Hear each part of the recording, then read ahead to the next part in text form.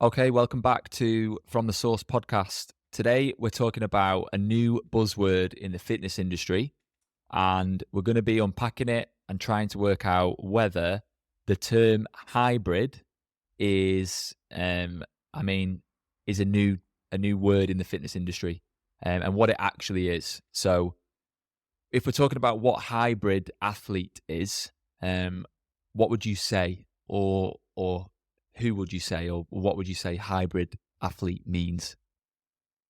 To me, I think it's probably just a mixture of someone who's able to run, lift weights, kind of do everything to a decent ish standard, comfortably. Really, Yeah, it's kind of just a mixture of everything. I would say I don't think it's specific to certain people. I think with like the CrossFit world coming into it now, I think they've made them, or people have called them like hybrid athletes because they're able to swim and run and lift weights heavy and stuff like that.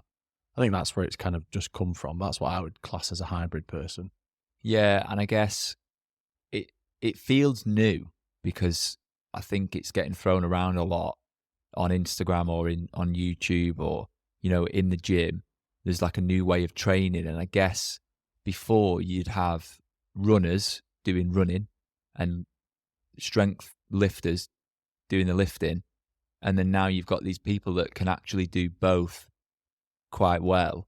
You probably have always had them, but like everything, it comes around and it pops up for a bit and it gets its few minutes of fame. Yeah, it's the fashion, isn't it? Like Mm.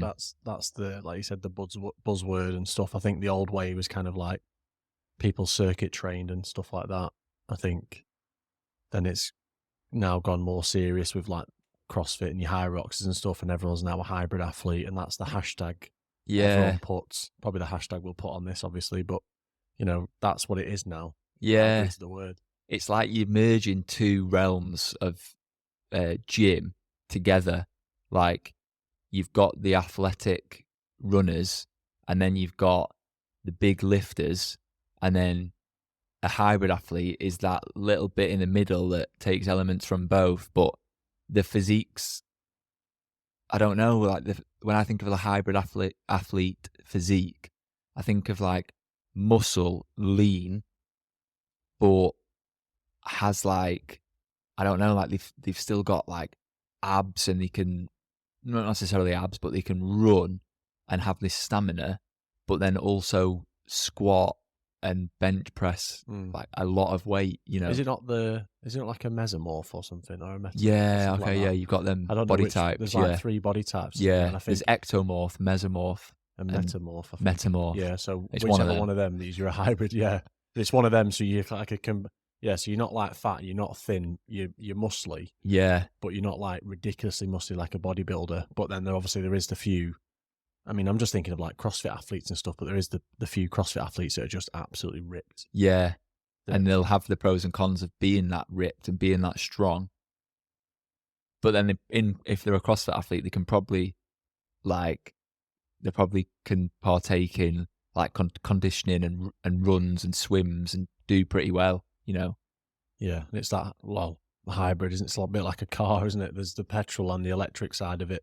So you can go both ways. You can get charged up or you can get fuel in Yeah, you. I never thought about that. A And hybrid car. that's kind of what it is. I think the words just like been developed from that. But I think the hybrid athlete is just the ability to just, if you tell me to let's go for a run, I can. If you want to go swimming, I can.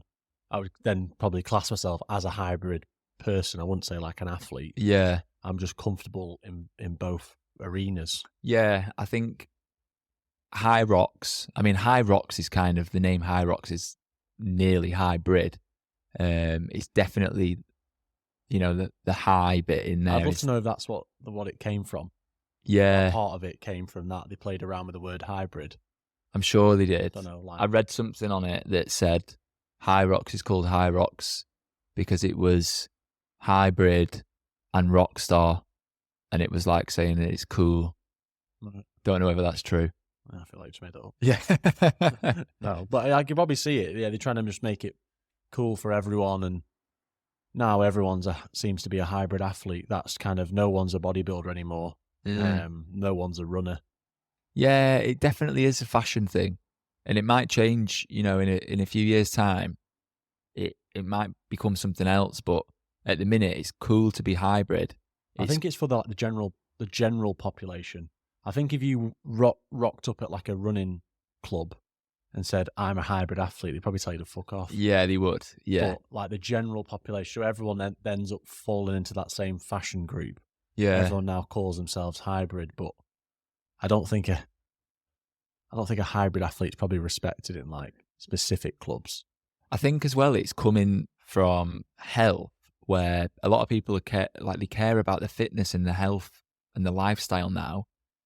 And I think people realise that being a big bodybuilder, smashing like protein shakes and training like arms for 2 hours doesn't do you well, like holistically or well rounded. You know, it kind of limits you how like healthy you can be. Whereas if you can run and lift and, you know, eat the right foods and just be relatively healthy or in general, I'd say that's more hybrid. And I'd say it's probably a good thing. I think lifting weights, running, like being good at both those things is better than being really good at one of them. Yeah. I just remembered then, like, kind of when I first started lifting weights and you go in the gyms and you see like the massive like bodybuilders, they were huge. And I used to think like, if this building set on fire, you couldn't run 100 yards. Yeah. So they've got no neck and their arms are out yeah, here and they're like trained, walking like you over. said, trained arms for 2 hours and stuff. But I think if you're a hybrid athlete, obviously if you can get on a bike and cycle, that's going to train your legs, your calves. You swim, that's cardio, shoulders, or whatever stroke you do, and then run in and then lift some weights. I think generally you're strong all over. Yeah, you've got that functional level of fitness where you could apply it to the real world, where if there was a fire or you needed to protect someone or you needed to lift something heavy somewhere, you can do all those things. But I don't think like bodybuilders were actually that strong. No, it's for show, isn't it? Yeah, because I saw a video a few days ago of an arm wrestler. It was I lad watched that was that. like our body types. Yeah. And like, you know, he was pretty ripped, and then this huge like Japanese or whatever he was, like bodybuilder, and he just couldn't move him. Yeah, I saw that. It's like all the muscle and just like, no idea where to put it or how to like. And have you watched? It's called on Netflix. It's called 100. It's the Korean show. Have you seen it? It's No. like Fit 100 or I don't know what it's called, but basically it's like the top 100 athletes in Korea, but they're like bodybuilders, crossfitters, rowers, Olympians, judo, like any sport, any industry. Some are just like builders, and they're basically saying which type of body is the best, most physical. It's called Physical 100. Right. The best physical body. And they do all these games and events and challenges, and one person wins. And the person that won, I think, was like, I think he was actually a CrossFitter this time. I bet it wasn't a bodybuilder. No, the bodybuilders were nowhere near. They were really good at all the big, strong stuff, but then there was a task where it was run on a treadmill, and whoever came last was out, and all the bodybuilders were out because they've just got no stamina, no endurance. They've got no cardio, have they? Their heart will explode. Yeah, they can't run. No, literally, they burn too many calories. They need the calories. Yeah, it's ridiculous. It's that definitely is like a body shape I wouldn't want to have, being like a bodybuilder. Yeah, I think that the hybrid thing is what I'd want to be, but I just wouldn't associate myself as being a hybrid. I know, person. it's almost cringy because it's like a popular word. Anything that becomes popular almost puts you off. Like you don't want to be in that cringy. Yeah, I just like running. I like occasionally cycling or maybe going swimming, mainly on holiday. I like lifting weights. That's what it is. I don't want to be categorized as a hybrid. Yeah, you're not in a box. Yeah, I'm just what I like doing. Yeah. I think there's quite a few people that I follow on Instagram or that I know of that are living like a hybrid thing as well. And I think that can convince a lot of people that they want to be like that. For example, one big one is George Heaton from Represent. He's like, he is essentially a hybrid athlete. Like, he's just run a marathon in a really good time, and he can lift heavy weights, and he trains in a hybrid way. And then all the young lads or our age, you know, men or women that follow him and then look up to him, if they want to look like him or be like him, then they start training in a hybrid way. Yeah. And they start doing high rocks and they start running. And then before you know it, you've got all these people that want to be looking like this person and training like they do. And it just made me think of like gyms and stuff now, because gyms don't look like what gyms used to look like. So true. The gyms like round us is either like, there's like a CrossFit gym, or there's like what you'd think would be an old JD that's now half of it's got the old style weights and stuff, but most of it's got like the CrossFit style bars, just bars, space, plates. Gyms aren't the same anymore, which is because of the hybrid. And I think they'll continue changing. And I think it'll be interesting if I went into a commercial gym now, would there be like a bench press with a ski erg next to it? Because the last time I went into a commercial gym, there was like, here's the cardio on this side, and here's the strength stuff on this side, and here's the Olympic weightlifting area. And I wonder if and I wonder if like in the next couple of months or years, will he have like merged it all so that you just go in and there's like a barbell and a rower and then something else, and that's your equipment. Be a bit of a good social experiment, wouldn't it, if we went to JD for a day, got a bench, and then I dragged a ski and a rower, like all the way across the floor, and just put it next to a bench press on a Monday night. I bet someone's done it. We're going to do chest and rowing, and these benches are like, what? Like, yeah, we're just going to do a bit of cardio, a bit of bench. That's why I like hybrid training or CrossFit, is that is the workout. Like you literally do bench and rowing, or bench and ski erg and squats and push-ups or whatever it is. And I think actually personally, training like that prevents me from getting bored. Yeah, it was always a boredom thing for me. Yeah, when I like bodybuilding, when you're talking about bodybuilding, it's not that we were bodybuilders, but like when we trained to get big, you just have to do like 3 or 4 sets of 10 reps, and you just count your reps, and it's 8 to 12 was the magic number, wasn't it? If you wanted to kind of get toned but get strong. Yeah. If you wanted to get really strong, it was 5 sets of 5. Yeah, I just used to smash like the 5 sets of 5. Or if you wanted a cardio type weight session, it was like anything over 15 reps. Yeah. You just bang them out really quickly. And then occasionally I used to think, because I watched a video on it, that was like, shock your muscles and just do like 20 reps. Yeah. And your muscles will be like so shocked that they'll grow. I remember the arm day of, remember 21s on like a Z bar? Like 777. 7 low ones, 7 high ones, 7 full ones. Yeah. Like all of a sudden your biceps are going to realize, oh yeah, we'll just grow from these stupid exercises. Like a secret thing that you do.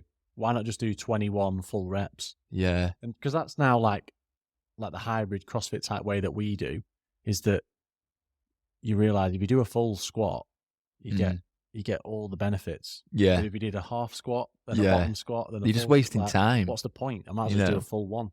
Yeah, it's funny. When you're growing up and you're learning about gym, you learn all these things, and you see things on YouTube, or you read about it, or one of your friends tells you about it, and then you start trying stuff. And you think, I remember when I first learned about mind-muscle connection, and it was basically like, no, you need to feel it, So I'd be in like Bannatyne's gym, like feeling it. I mean, it is a thing, but like you don't need to go so onto it. Just do the reps, But I think that comes with people being easily influenced, like we probably all were back then, because I think then that is eccentric and concentric movements. Yeah. But back then it was feel the movement, so you would slowly lower the weight down and feel every bit. Yeah. But actually that's now is just eccentric. Yeah. And it's just how... It's funny as well, like when you'd be on a machine and your mates would be like pushing it up for you because you was so gone. Like I think I did like an extra 7 reps with my mates, just like pushing it up. Yeah, you still done your 10. Yeah. But your pals lifted the bench up 6 times. But yeah, I did get bored of that. It wasn't it was enjoyable. I think the benefits were enjoyable, like watching yourself, like looking in the mirror and thinking, yeah, I've actually got a bit bigger here. But then you quickly get bored. You hit a point where you can't really get much bigger, or maybe you just fed up with training that way. Yeah, I think it's not that you probably couldn't get much bigger. I just think in order to get to the next stage, you got to eat more food, train more, and it's just boring.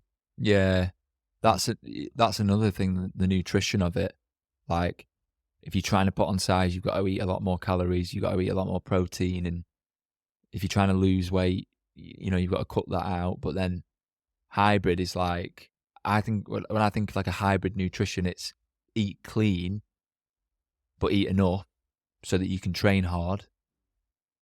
And then because you've trained hard, you don't want to eat all the crap. I kind of like the hybrid way purely because I feel like I can just eat whatever I want. Because when I do train, the CrossFit type stuff, we do all the high rock sessions, because you're burning so many calories, that food doesn't even matter. Yeah, and you're starving after it. Yeah, and you're ready to eat again because think how many calories would you burn doing like a chest day on the old way bodybuilding compared Hardly to anything. like now? We did that workout, what was it, like 40 minutes or something? Yeah. And like sweating your back out. Yeah, like, you're dripping. You weren't blowing physically because obviously, decent standard of fitness, but you're dripping with sweat. That's what people don't get. So when like people, like some of my mates or whatever will say, like, what do you do in the gym? And I'll say, like, it's not really about like what you actually do, like what certain exercises.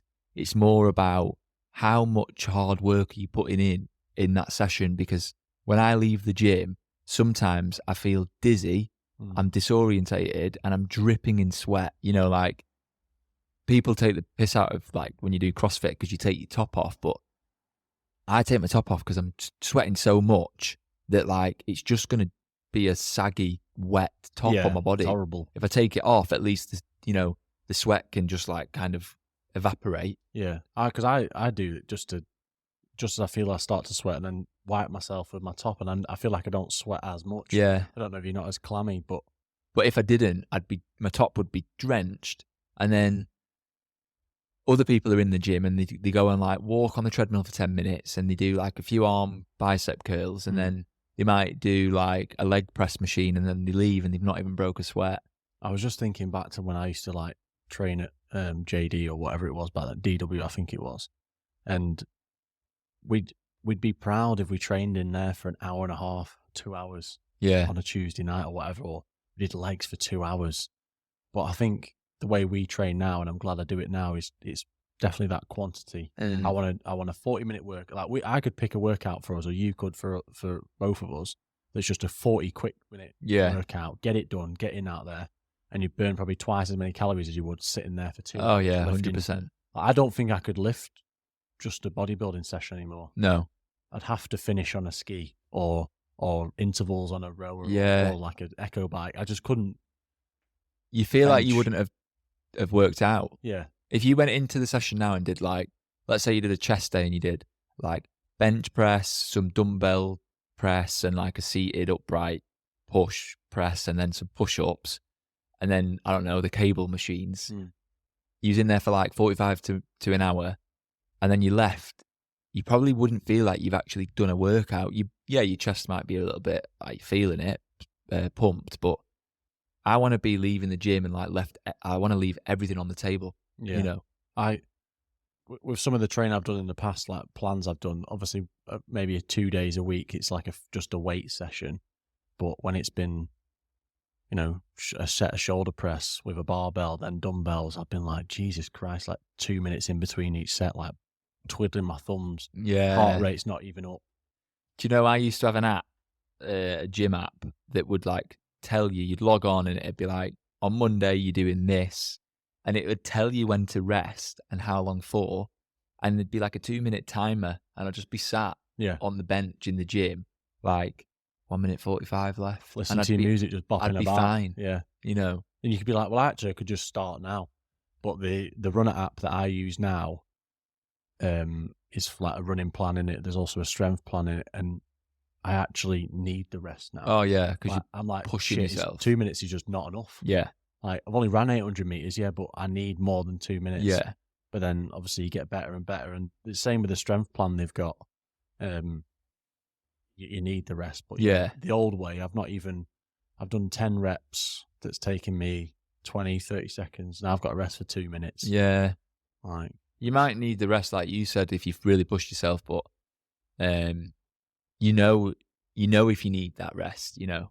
And I think when you're just pumping iron in a bodybuilding gym, you might need it to recover your muscles for a little bit, but I don't know. It doesn't feel like you've worked as hard. Maybe. I think the fashion, obviously talk about hybrid fashion, but I think the fashion of being absolutely massive nowadays, it's not there.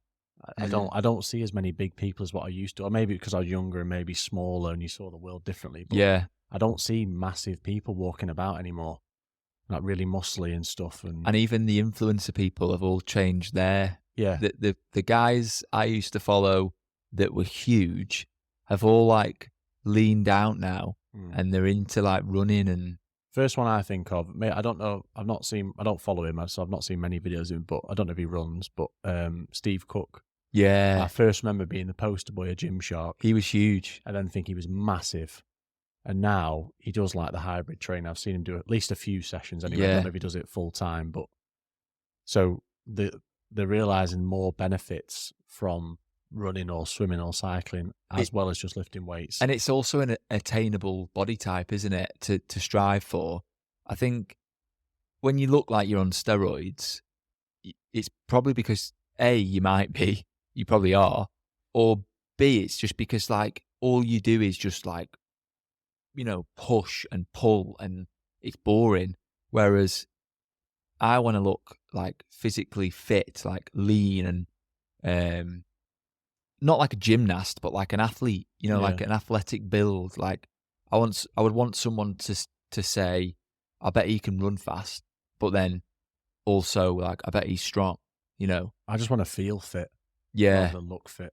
Yeah. Like, I don't want to go up the stairs and have to stop. Yeah, that's like, true. You'd probably do it at work. There's like loads of stairs, and you're going past people that are like, I Yeah. used to get in an elevator with a guy who had like a big pot belly. Obviously, he never trained, but he would literally get to the lift and have to hold on and be out of breath. And I'd be like, God, I don't want to be like that. Yeah. So I'd rather just have a good overall cardio system on me, just to not be out of breath doing like normal tasks. Yeah. It's crazy how unfit some people are, and like scary that they don't see how unfit they are, or maybe they do, but they don't seem to care. I think our generation's quite in a fortunate place where it's quite popular to be fit and healthy and run and eat clean foods. But I always think, yeah, our generation is really a lot better. But then for every one person that you've got who does care about the health, you've got someone on the other side, our age, that doesn't care at all, you know. I think we talked about it on another podcast where we talked about drinking and alcohol and how, like, it's cool to be sober now. But then I thought, it is for my friends and my circle, but for someone in the pub now, there'll be someone in the pub that's our age, they've just done a shift at like on the brickyard, and then they're in the boozer now, you know. Every night. Yeah. So it's one for one. It's we enjoy your health and being hybrid, and then someone else just doesn't care about the health, and they will be that person in the lift. I just think about maybe that guy in the lift or any other people like him, that the amount of stress and worry you'd create for the rest of your life being like that. Like, he's probably 40, 45. So even if he lives for another 20 years, like, he's got 20 years of suffering. And it's going to get worse of him out of breath in the lift, out of breath getting in his car, getting out. Like, you can't even go in the loft in his house and get, like, Christmas decorations down without being out of breath. Yeah, it's not much of a life, is it? I couldn't be arsed with that. Just constantly going to the doctors, high blood pressure, cholesterol, whatever. What is it about people like that when they get to that point and they don't seem to, like, care? I think it is just a don't care thing. Like, I am what I look like now, and how much effort is going to take me to look like maybe close to what I used to look like 10 years ago. That requires a lot. So it's actually, I might as well stay like this. But then they end up just getting worse and worse and worse. I think I don't know. It's interesting that you can maybe, could you lose that motivation? Like, could that happen to you? Couldn't see it happening, could you? No, I probably, yeah, I'd probably go on holiday and not train, and then I come back and I've kind of got like a fire in my belly again. Be like, God, I've slobbed out for a week. Couldn't do that again. Yeah. Like I eat a bar of chocolate and feel like I like it at the time, love it. Then you feel like shit later on. I feel shit, and then I think, right, got to go out running tomorrow. Yeah. Like, don't. I think it's cool when you do train hard, and then you can have not rewards, but like I have cakes and biscuits and all the time, and like I love them. But then I also train really hard in the gym and run, and I do work hard. So then I think, well, it weighs one weighs the other out. Yeah. But then for those people that lose that motivation, and you could be a middle-aged, like overweight person, and you don't care about fitness. It's just not about, you're not about that life. What is it that makes people just not care? Because for me, it'd be like, well, if I had kids, or if I just like had a wife, and then I didn't care that I'm gonna, die because I'm so unhealthy. Yeah, I'd like to just stay a decent level of fitness, so like when I have kids and stuff, I can run around with them and not be out of breath and stuff like that. I'd like to live not forever, because probably couldn't be arsed, but I live to a decent age and see things and stuff like that, and not like suffer and stuff. But I'd definitely train hard so I can eat more. Yeah, or eat more shit. I love that. I wouldn't want to live forever because I just couldn't be arsed. Well, I couldn't with like the way the world's going, and like, I'm not getting too deep about like woke culture and all that. I just can't be arsed seeing what that develops into. And everything else. It'll go to the other extreme, and the beauty of life is that it does end. That's what makes life worth living, is that it ends. Would I really want to be 150? Just sat in a care home. No, like doing nothing. No chance. Like staring at a telly or whatever else I've got wrong with me. No, I couldn't do that. I just like to be, like you said, get to that age where you've done everything you need to do, and you're really old, but you can still see everyone and like do stuff. And then you just go to sleep one night and you die, but it's fine because you're 99. Yeah. And you've seen your kids have kids, and you've seen everything you want to see, and you've passed on as much wisdom and information as you want, and then that's just it. Yeah, I'm happy with that. Yeah. But I don't want to suffer not training or eating shit. Yeah, exactly. Out of breath. Yeah. So there's guys I know, like in offices, that they bend down and tie their laces on a chair, and they have to psych themselves up to bend down. Yeah, it's rough. They know when they come back up, they're going to be lightheaded, out of breath. Going to have to push themselves off the knee because their guts hitting their stomach, hitting their knees and stuff, and it's just. I was just going to say that's the other really good thing about hybrid training, is that for us it's like helping us be physically like fit and able to go through life, but it's also really good for women and girls, because I think there was like a stigma with females and how being strong and muscly wasn't attractive, or I don't know, wasn't like feminine. And then all these now like hybrid athlete women, like Beth follows this girl, Lucy Davis Fit, she's called on Instagram. She's like an extreme hybrid athlete. She's like, do you know what I'm talking about? Yeah, she's like really strong. I don't know. I don't know. Yeah. But I think she's got brown hair, but anyway, she might have dyed it blonde. She's an extreme like runner, strength. She's like a fitness influencer, but she's showing like girls that this is what a hybrid athlete looks like. And she's not like, I mean, girls can be whatever they want, can't they? They could be strong if they want. And who's to say it's not attractive? But she's showing them that like she's an elite level athlete, but also she's like a really girly girl at the same time, There used to be that misconception, didn't there, that if girls were to train, they'd also get muscly like men. Yeah. Remember that when 10 years ago? And like, I don't want big shoulders and big traps. That's what girls say like now. And it's not, With like, I don't know much about the male physiology and or human physiology like that, but like in terms of men have got more testosterone, so they're going to be stronger, they're going to look like bigger, stuff like that. You're But I going to think, build muscle like yeah, way easier. yeah. So it's obviously harder for a woman to do that, but it's not saying that if you lift weights or train the hybrid way and stuff like that, you're going to look like a bloke. Yeah, that's girls think that if they go into a gym and pick up a dumbbell, they'll leave and they'll have like a Massive biceps, yeah. But they don't understand that a lot of girls do now. We're really fortunate that we've got like cool people that are showing them. But girls think, some girls think that lifting weights makes them be bulky, when actually building muscle is so important for your like longevity to live for longer. Yeah. Because when when you see an old person and like they need help standing up, and everyone's got to like pick them up or help them sit down or help them walk, that's literally because they've lost that muscle.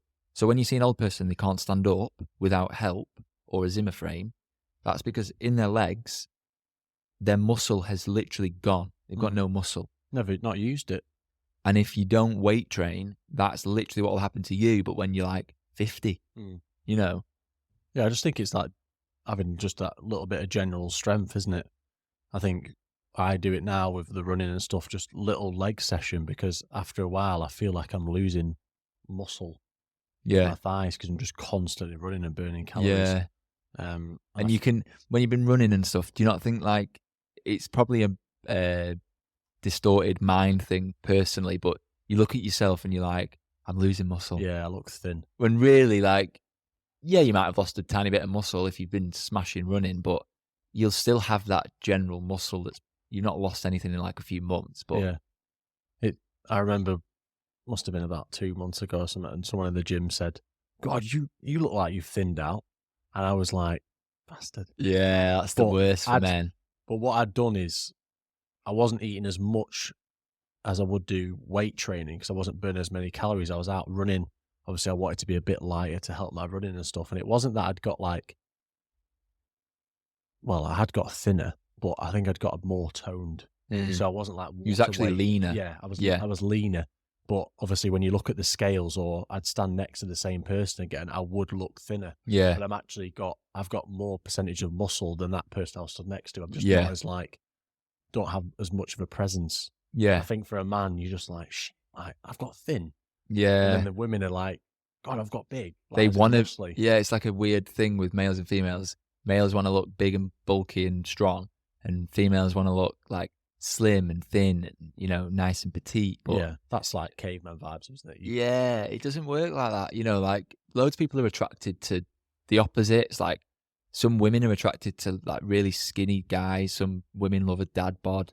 Some women want a nice muscly man. I think everyone wants what they want, but there's something to be said about what's the healthiest. Like I think you've got to have muscle, not for show, but for actual physical activity, you need muscle. Because if someone breaks into your house who, you're going to have to protect, and if you need to lift, I don't know, if you need to lift something because something's fallen on, your kid, and you can't pick it up, you've just got to be strong in order to know that you can face anything that's around the corner. Yeah, I think it even would just be strong just to look after yourself. Like you said, if someone broke in or you got into a fight or something. Yeah, and then when you're older and you need muscle to just like walk, you need muscles to walk. And if you can't, you see them people sat on them, not e-scooters, but mobility scooters. Yeah. And I see people in like in their 30s or 40s or 50s and they're on a mobility scooter.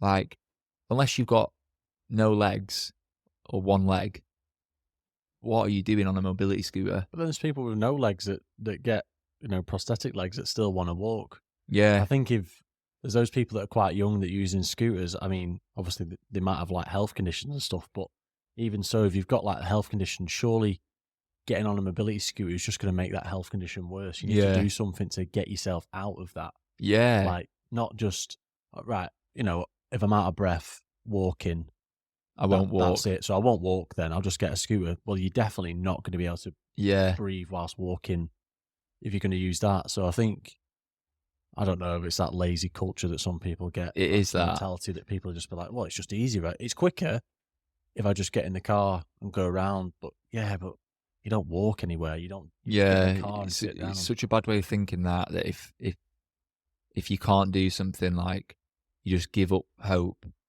I hate it when I see people on mobility scooters, and if people need a mobility scooter, that is fine. You know, if they need to go somewhere and they can't actually get there, then that's fine. But I'm talking about the people that you see and you know for a fact, like, what are you doing on that? Yeah. You know, Yeah. you probably got that because it was 20 quid on a charity shop. I could understand an elderly person going down like the front, you know, wanted to get a bit of fresh air. They're about 80. Yeah. You've lived your life and all that lot. Fine. You know, at least you're wanting to get yourself out.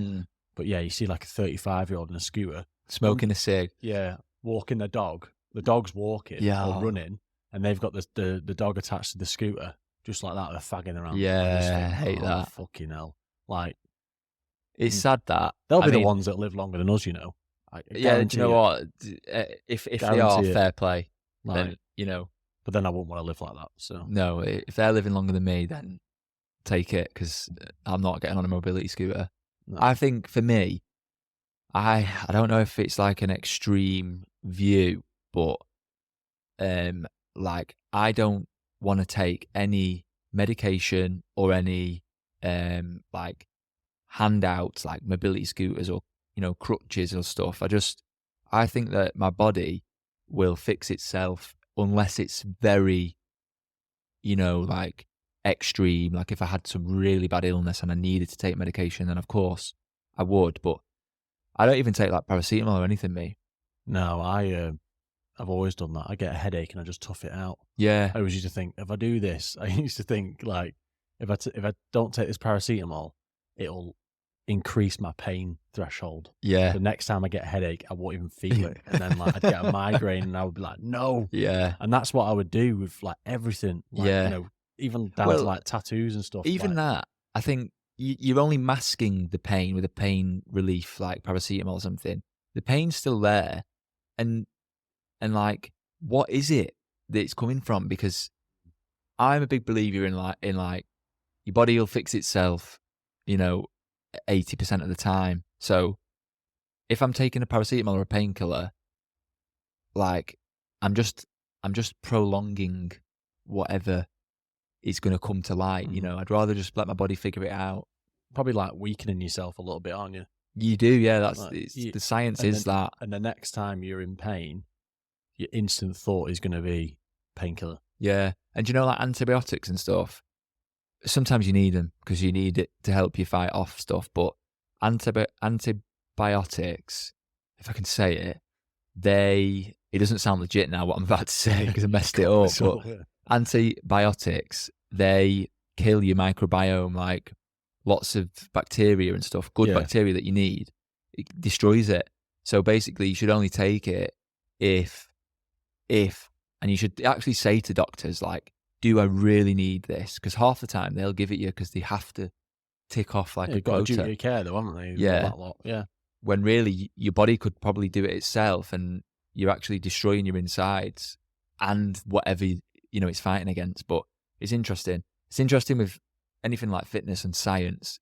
The views and the like topics are always changing, and they're like advancing, or you know, something that was in the science 20 years ago that was saying one thing might come to light now and say, actually, that's completely wrong what we were doing back then. Yeah. And I mean, that'll just be the way science progresses though, isn't it? Like you said, antibiotics, the more you take them, the more your body won't be able to recover from illnesses and stuff, and then the more chance you get different illnesses. And basically, like, you know, when old people have got like 10 tablets to take, but they used to have one, and then it's, you know, obviously they're getting old, so they do need more tablets, but it's like, because they're taking that tablet now, they've got to take another one because now this is happening to the body because they're taking that, and they've got to take a third one to counterbalance the first one. Yeah, to fix with the second one. Yeah, like with my old job, I used to get out talking to people and stuff, and met like an elderly person, and she was like 94. She never took any medication. There you go. And I said to her, "So what's your secret?" And she said, "Just don't sit on your arse."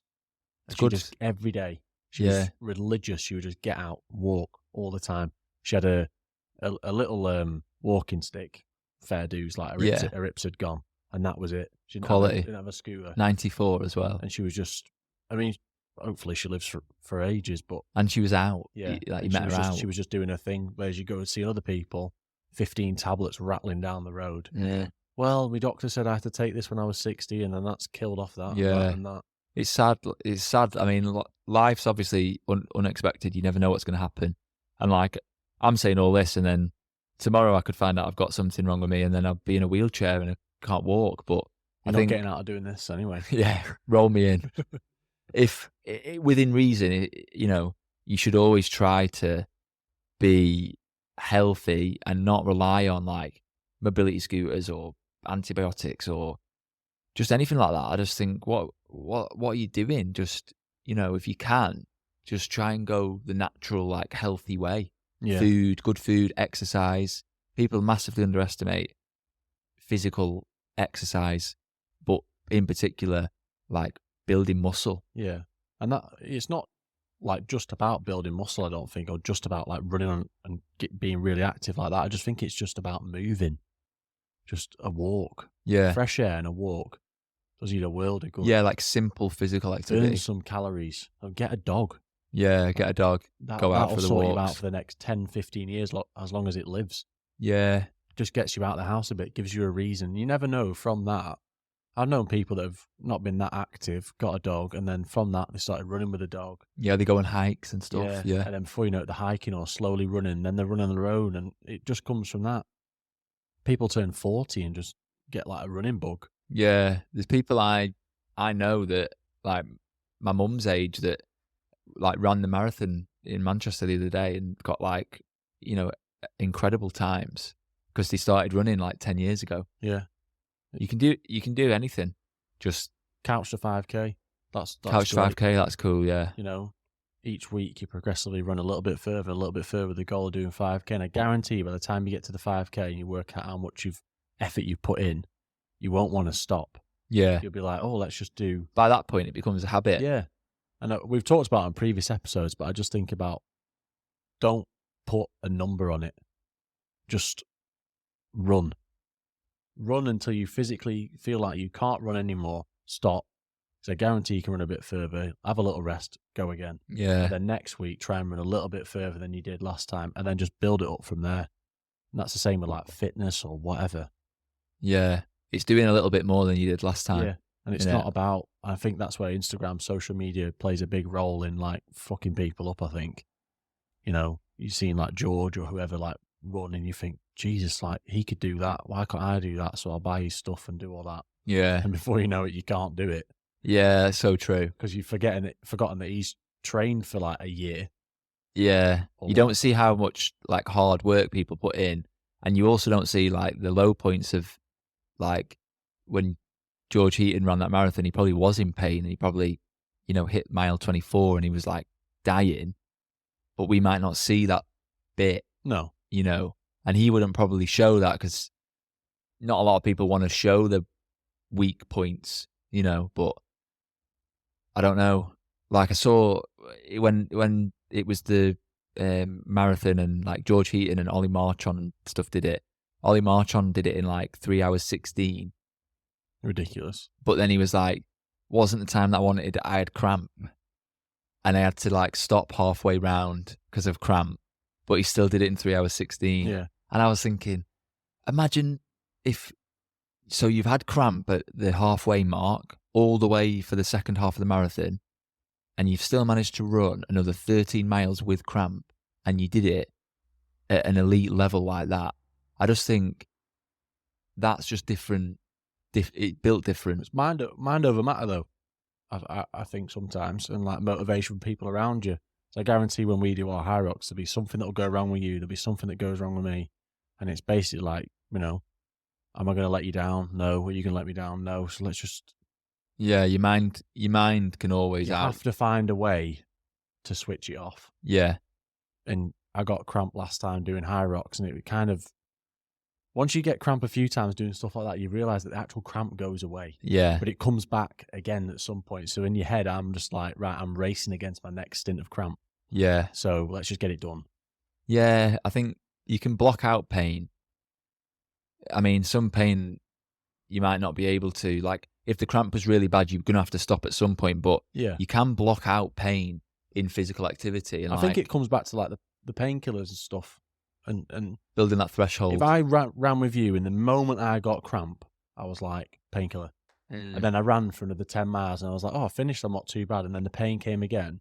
You just get so used to doing that. So, And then you like, need it. just Yeah. get used to the pain for quite a bit. And then, is that someone there? No, there's like some crazy lights happening up there. Oh. You know. No, I thought it was like a shadow or something. Yeah, and just get used to it, and your body like that. I mean, it might not be true what I think and stuff, but increase that pain threshold. Yeah. And That's what it's about. I think when you put yourself through physical activity or exercise or whatever it is, you are building this threshold of how much can I exert my body and put myself under stress, and that grows. So then when in real life, not real life, but like in daily life, when things go wrong, you can actually handle stress mentally and physically, you know. So like if you was in, do you ever hear about like, and this is deep, like heavy, but if there's like a car crash and one person can die and one person can't, obviously there's different circumstances, but sometimes it's actually how much muscle you've got that's protecting your like body parts, you know.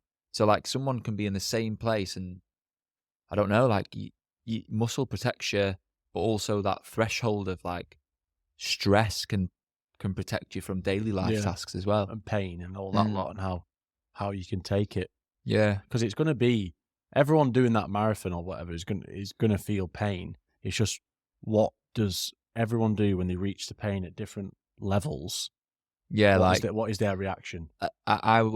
We did the Manchester Marathon the other day, and I was watching people, and I was watching people slow down in front of me, and they just stop, and I was thinking, don't stop now. Like you've got another 10 miles. You know, if you stop now, you're going to stop now every mile. So I actually stopped, but I didn't stop till I got to mile like 21. So I was thinking, if I stop, I'm going to stop that now every single mile because I've now allowed myself to. So I prolonged that stoppage for as long as I possibly could. Yeah. And then I had to stop because I just literally couldn't go on. And then it's just like, from here on, how do I manage this pain? Like Yeah. it's gonna be, then this pain now is gonna be constantly here until I finish.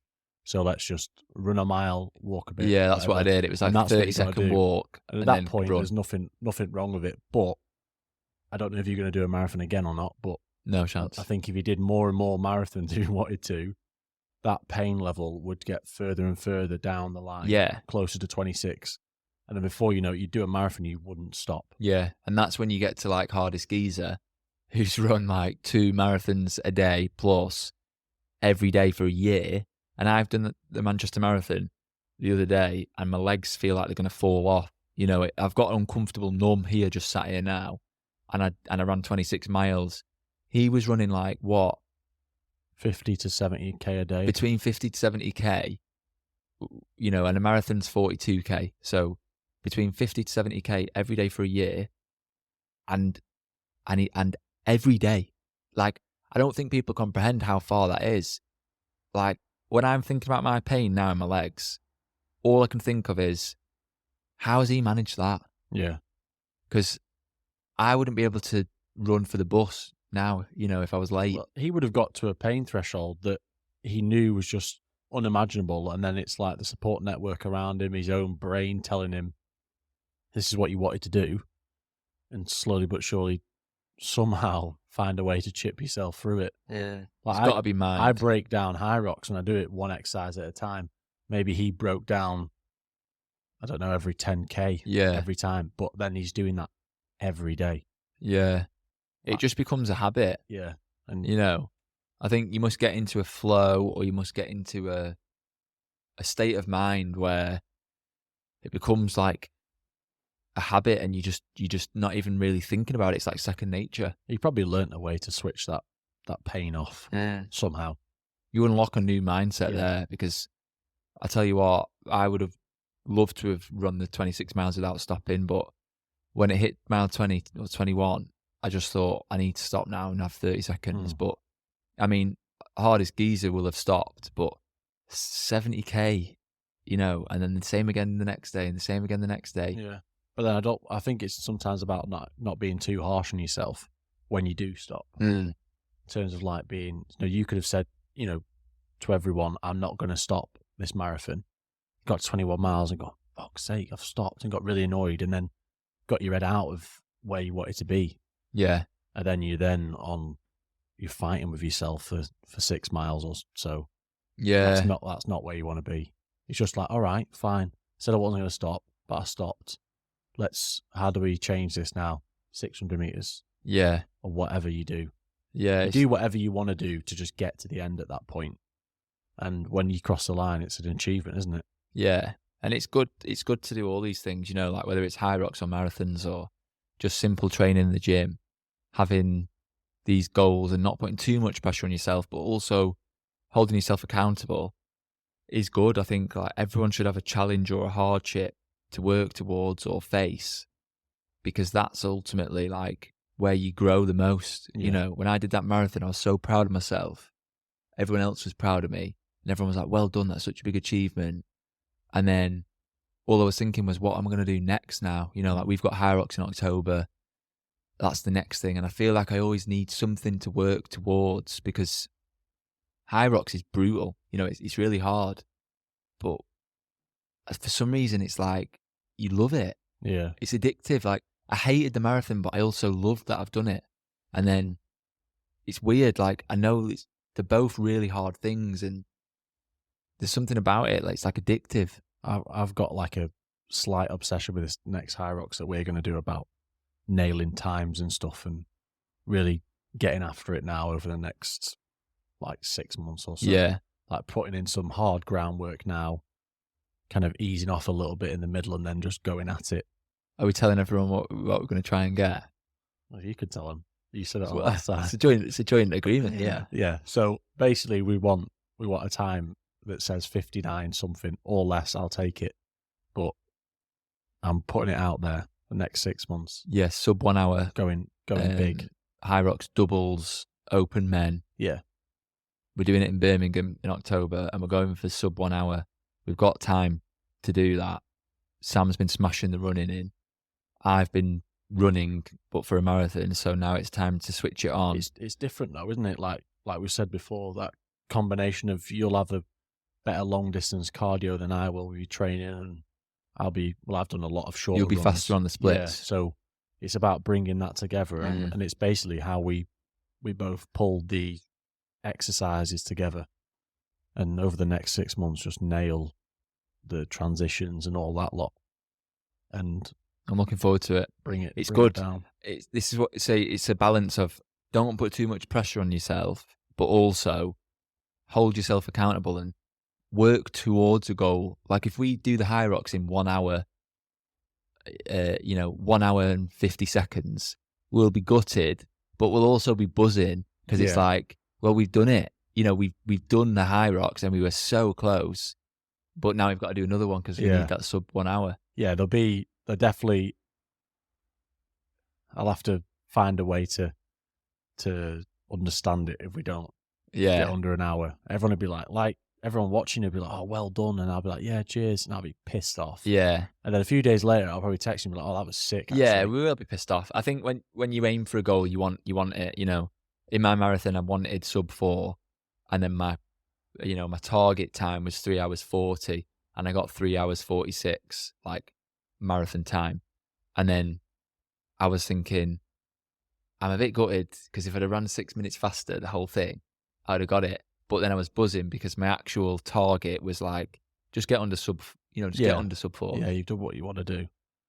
But no, it's good. You've got to have these things to challenge yourself and then just keep working towards. So if you're into High Rocks, let us know if you're doing it and when you're doing it and where you're doing it.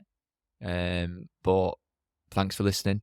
If you're not following yet, please follow, like, subscribe, share, comment. Do everything you can because it helps us out, and at least it lets us know that we're doing the right thing. And Yeah, if you've got any requests on what you want us to include in the next podcast, then send us a message or comment. But we will catch you in the next one. See you on the next one.